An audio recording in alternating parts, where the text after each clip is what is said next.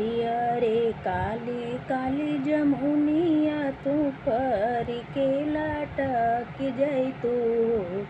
जामुन तुह के तोड़ा न राजा उता नजर भर के देख ले तो जामुन तुह के तोड़ा न राजा उता नजर भर के देख ले तो भले भले काली जामुनिया पर के लटक गईनी हो भले भले काली जामुनिया पर के लटक गईनी हो जामुन तोहा के तोड़न नाही अइलन राजा नौकर आपन भेज देहन हो जामुन तोहा के तोड़न नाही अइलन राजा नौकर आपन भेज देहन हो अरे अरे काली काली जमुनिया तू पर के लटक जैतू हो जामुन तोह के तोड़न राजा उत नजर भर के देख ले तो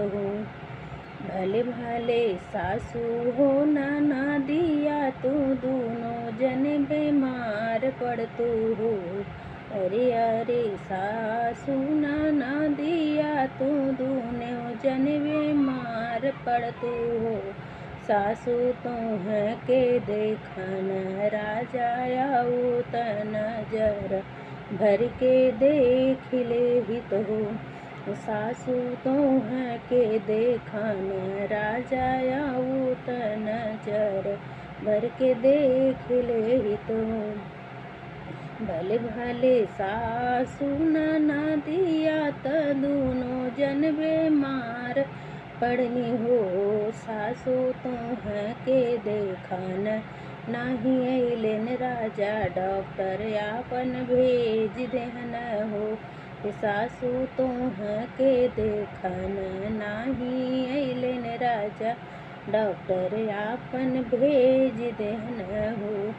अरे अरे गैया से बछरुआ छोड़ाई के छटक जैतू गैया तुह के बधन राजा उत नजर भर के देख ले तो गैया तुह के बधन राजा उत नजर भर देख ले तो भले भले गैया से बछरुआ छोड़ाई के छटक गईनी हो गैया तुह के बधन नाही अइलन राजा नौकर आपन भेज देहन हो।